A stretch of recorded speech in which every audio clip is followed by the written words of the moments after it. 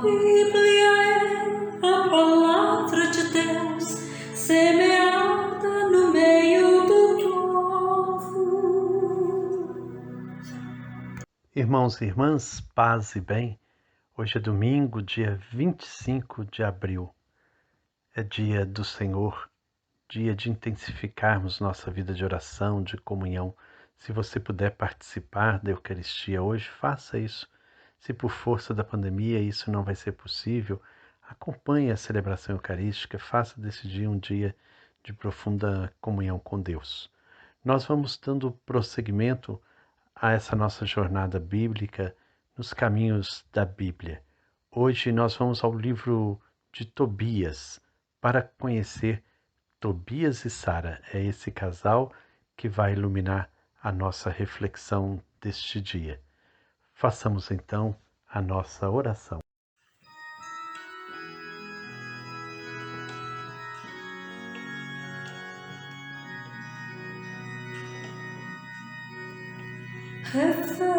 Reveste-me, Senhor, com tua graça. Eu quero, meu irmão, servir melhor. Que teu Espírito em mim se força, que eu possa caminhar no teu amor. Reveste-me, Senhor, reveste-me, Senhor, reveste-me, Senhor, com teu amor. Reveste-me, Senhor, reveste-me, Senhor, reveste-me, Senhor, com teu amor. Hoje nós vamos à terra de Média para sentarmos então com Tobias e Sara. É esse casal que vai hoje iluminar nossa reflexão. O nome Tobias significa Deus é bom ou bondade de Deus. O nome Sara significa princesa. Seu nome é o mesmo da esposa de Abraão.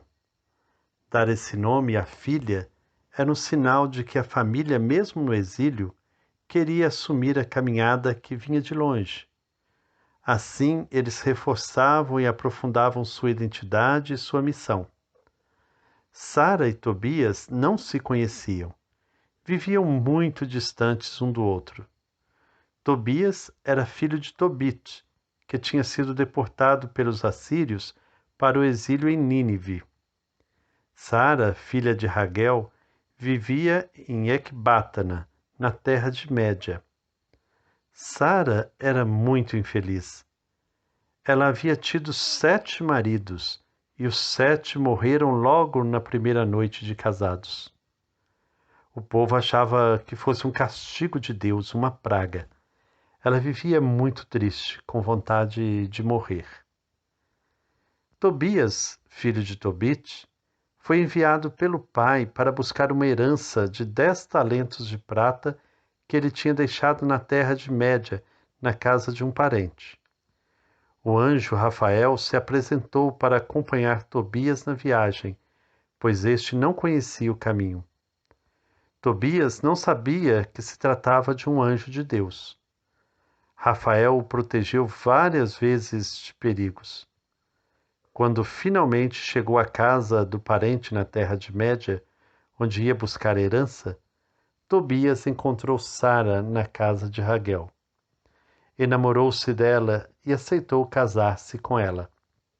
Os pais de Sara, com medo do que iria acontecer, já tinham preparado o túmulo para enterrar Tobias como o 8º marido morto na primeira noite. Mas nada disso aconteceu, pois os dois resolveram rezar e pedir ajuda a Deus. Aconselhados pelo anjo Rafael, Tobias e Sara venceram a maldição e chegaram sãos e salvos à casa dos pais de Tobias. Tobias e Sara são para nós exemplos de uma grandeza de alma. É uma história muito bonita, vale a pena dedicar um tempo e ler o livro de Tobias. Esse casal, eles tinham de fato uma benignidade muito grande. Eram pessoas de uma bondade imensa. O próprio nome de Tobias já fala disso, né? Desta bondade intrínseca a ele. Então, hoje nós queremos falar da longanimidade, que é a grandeza de alma. É a mesma coisa que magnanimidade. É a virtude daquele que tem uma grande alma, abertura, força para vencer os limites. É benevolente, aceita situações mais pesadas e difíceis sem se desconcertar. Tudo vale a pena se a alma não é pequena. Já dizia Fernando Pessoa, a alma é a força que comanda as emoções do corpo. De seu forte amor subjetivo, passa a objetividade de acolher a todos com a força de sua capacidade de amar. Tem uma disposição psicológica e espiritual natural. Flui, esparrama uma índole boa e acolhedora. A pessoa que possui o dom da longanimidade não se desespera diante das dificuldades e consegue encontrar saídas com o coração em paz. É capaz de atitudes inesperadas, de pleno amor. Nós escolhemos um santo do século XX, vítima das barbáries do campo de concentração nazista. São Maximiliano Maria Kolbe. É ele que vem se unir a Tobias e Sara nessa grande lição de longanimidade. Que nós possamos, de fato, cultivar uma grandeza de alma e termos um amor sem limites, um amor que supera obstáculos, um amor que é capaz de se doar até a morte, como São Maximiliano. Prova de amor maior não há que doar a vida pelo irmão. Nosso exemplo de longanimidade ou magnanimidade é um franciscano, nascido na terra do Papa João Paulo II, a Polônia, São Maximiliano Maria Kolbe. Raymond Kolbe, filho de Júlio Kolbe e Maria Drabowska, nasceu aos 8 de janeiro de 1894, perto de Lodz, na Polônia. Sua família era pobre, de humildes operários, mas muito rica de religiosidade. Ingressou no seminário franciscano da Ordem dos Frades Menores Conventuais aos 13 anos de idade, logo demonstrando sua verdadeira vocação religiosa. Ao ser mandado para terminar sua formação em Roma, Maximiliano, inspirado pelo seu desejo de conquistar o mundo inteiro para Cristo por meio de Maria Imaculada, fundou o movimento de apostolado mariano chamado Milícia da Imaculada. Como sacerdote, foi professor, mas em busca de ensinar o caminho da salvação, empenhou-se no apostolado através da imprensa e pôde assim evangelizar em muitos países. Isto sempre na obediência às autoridades, tanto assim que deixou o fecundo trabalho no Japão para assumir a direção de um grande convento franciscano na Polônia.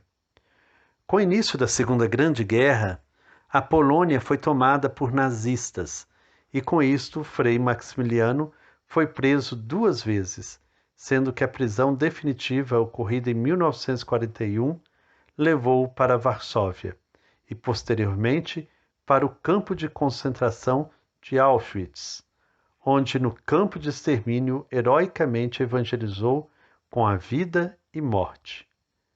Aconteceu que diante da fuga de um prisioneiro, 10 pagariam com a morte, sendo que um desesperadamente caiu em prantos. Minha mulher, meus filhinhos, não os tornarei a ver.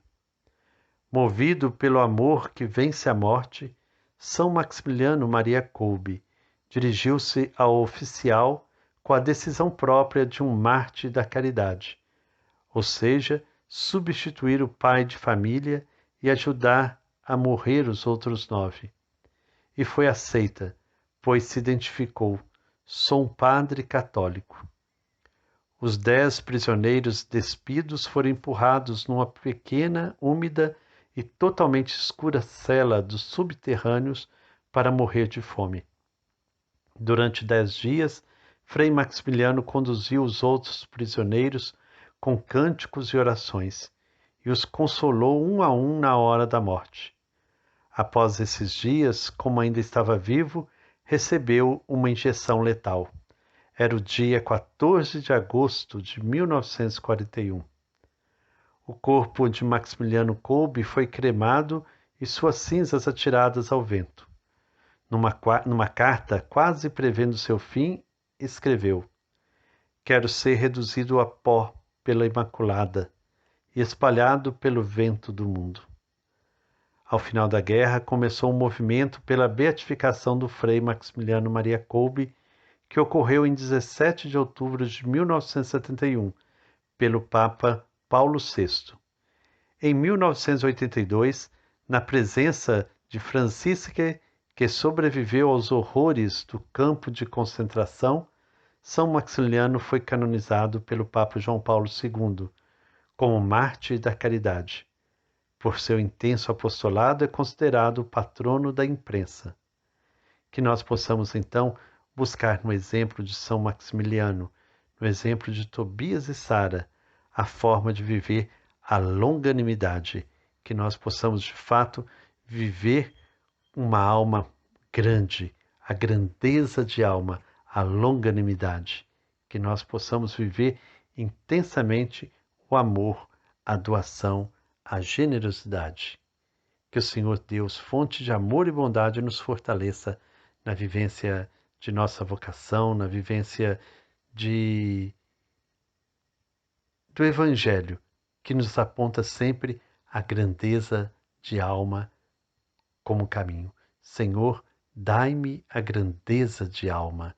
Este será então o nosso mantra para este domingo. Que o Senhor nos abençoe e nos guarde, que Ele nos dê a sua paz. Em nome do Pai, do Filho e do Espírito Santo. Amém. Paz e bem.